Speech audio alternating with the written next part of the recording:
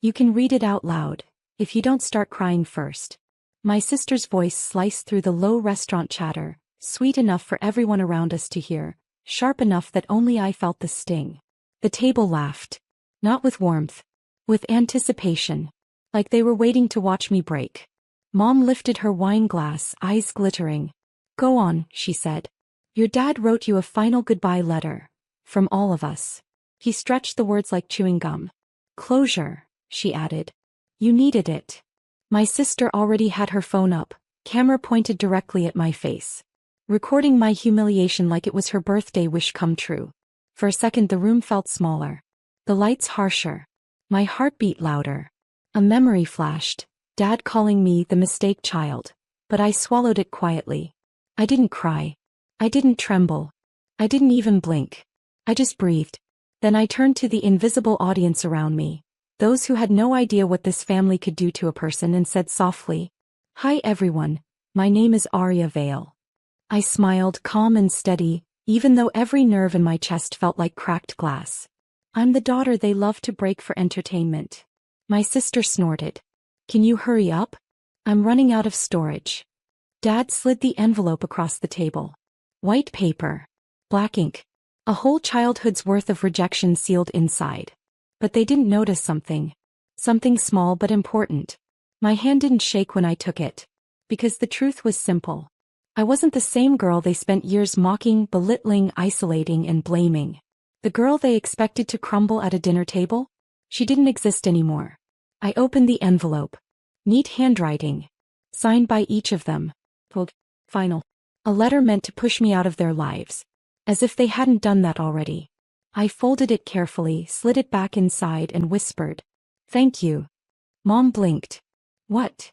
I stood, pushed my chair in and adjusted my coat like their cruelty was nothing more than dust on my sleeve. "I appreciate the goodbye," I said softly. "Truly." My sister zoomed in on my face, expecting tears, anger, something. Anything. But all she captured was calm. Because they had no idea. Absolutely none. That while they were busy writing a final goodbye, I had already prepared something far bigger. And far quieter. Something that would change everything. I walked out of that restaurant with their letter in my hand. And my secret already in motion. The cold night air hit my face the moment the restaurant doors closed behind me. I let the letter rest in my palm, its weight suddenly insignificant. Their words had no power anymore. Not when I knew what I knew. I walked toward my car slowly, heels tapping against the pavement, each step steadier than the last. Behind me, muffled through the glass, I heard laughter burst from the table again. They thought I'd left defeated, embarrassed, broken. But the real show hadn't even started. I sat inside my car, turned on the overhead light and opened the envelope once more, not to read it but to memorize the moment. The moment where they thought they'd ended something. When in truth, they'd just begun a countdown. My phone buzzed. A message from an unknown number. "Everything's ready. Just give the word." I stared at those 5 words. My breath steadied. My pulse calmed. I typed back only one sentence. "Midnight. As planned." I closed my eyes for a moment, letting the silence fill the car. Letting the last piece of guilt dissolve. Inside the restaurant I watched them laughing through the window. Mom tossing her hair back. Dad waving for another drink. My sister replaying my reaction on her phone like it was the highlight of her year. They celebrated a goodbye. They had no idea it was a beginning. A beginning of something they would never forget. Something already set in motion. Midnight wasn't far. Midnight arrived quietly. No thunder, no dramatic sky, no omen. Just stillness. The kind of silence that makes people uneasy without knowing why. I parked a street away from my parents' house. Engine off, lights off, hidden under the shadow of an old maple tree. Their windows glowed warmly, the kind of glow that suggested peace, but only from the outside. Inside I knew exactly what it looked like. Mom pacing after too much wine. Dad dropping his jacket on the nearest chair. My sister loudly recounting my reaction, like a comedian performing a set. I stepped out of the car and slipped my phone from my coat. One tap. And everything I'd prepared began unfolding. A low hum vibrated through the quiet street as the servers went live. My encrypted drive opening access to the files I'd collected for years. Screenshots. Videos. Transactions. Voicemails. Every insult. Every betrayal. Every secret they hid behind the pretty curtain of a happy family. I didn't need revenge that screamed. I wanted the kind that whispered, then echoed. My phone buzzed again. Uploads initiated. Estimated completion, 3:14 a.m. Perfect. I leaned against my car watching frost slowly climb the edges of the windshield. My breath clouded in front of me, steady, calm. In their living room, shadows moved behind the curtains, unaware, unprepared. Thought of that letter. Their final goodbye. Signed by the same hands that pushed me away for years. No. Those hands would tremble by sunrise. Because truth doesn't knock. It breaks the door quietly. At 3:14 a.m. the street was silent. The kind of silence that makes even the wind pause. My phone vibrated once. Uploads complete. Just 2 words. But they shifted the entire night. I exhaled slowly, watching the final cloud of breath disappear into the darkness. No fireworks. No satisfaction. Just quiet certainty. Inside their house I saw movement. Dad passing by the window rubbing his forehead. My sister's light flicked on upstairs. Mom's shadow moving in the kitchen. They were awake. They could feel something even if they didn't know what. I got back into my car, placed my hands on the steering wheel and waited. 3 minutes. 10. Then it began. My sister's scream shattered the stillness. Raw, sharp, shocked. Her bedroom light flickered rapidly, shadows pacing across the walls. A beat later, Mom's voice erupted downstairs. Not angry. Not scolding. Panicked. I could imagine the screen she was staring at. Her carefully curated social image cracking open like glass. Years of hidden cruelty revealed in a single scroll. Dad stormed through the hallway shouting her name, then my sister's. Another alert tone chimed inside the house. Then another. And another. Every file I'd queued was going public. Scheduled releases on platforms they couldn't control. Group chats they didn't belong to. Inboxes that would wake the whole town by morning. Not lies. Not exaggerations.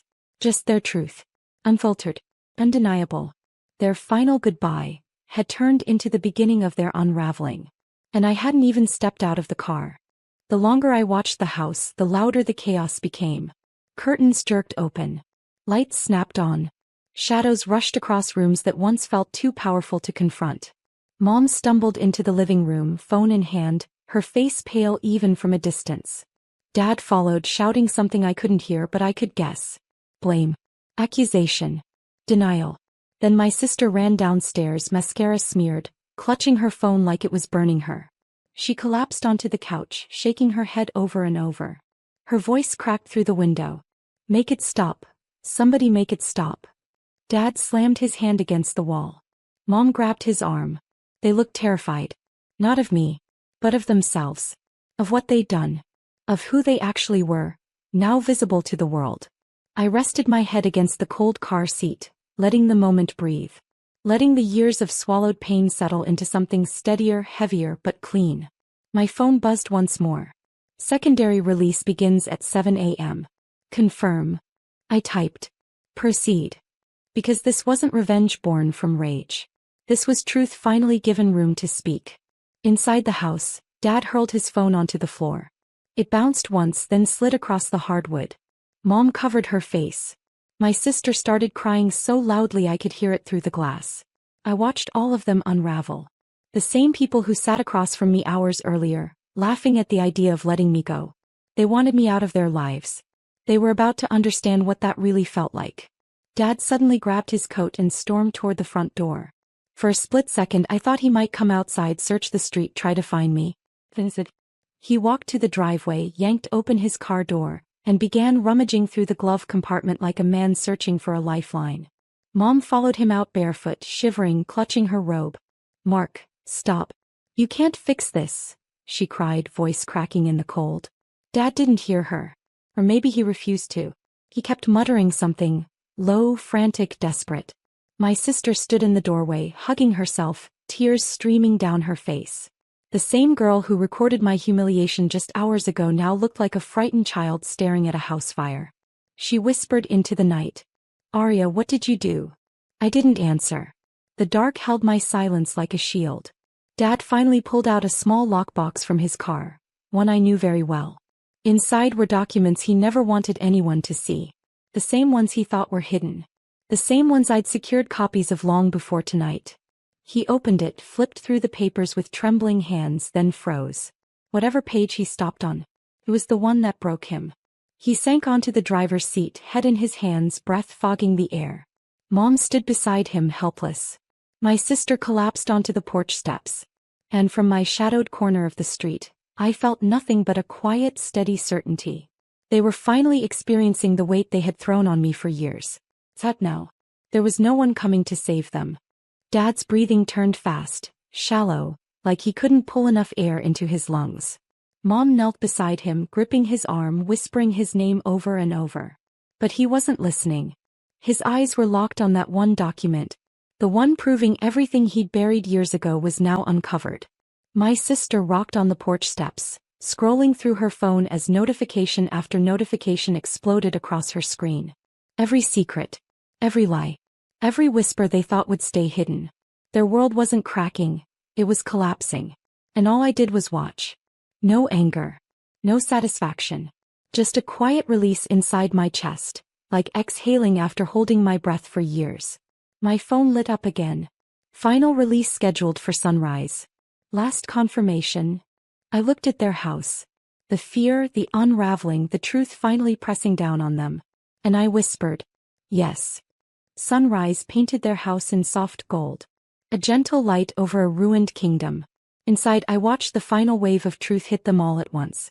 Phones buzzing. Voices breaking. Silence following like a verdict.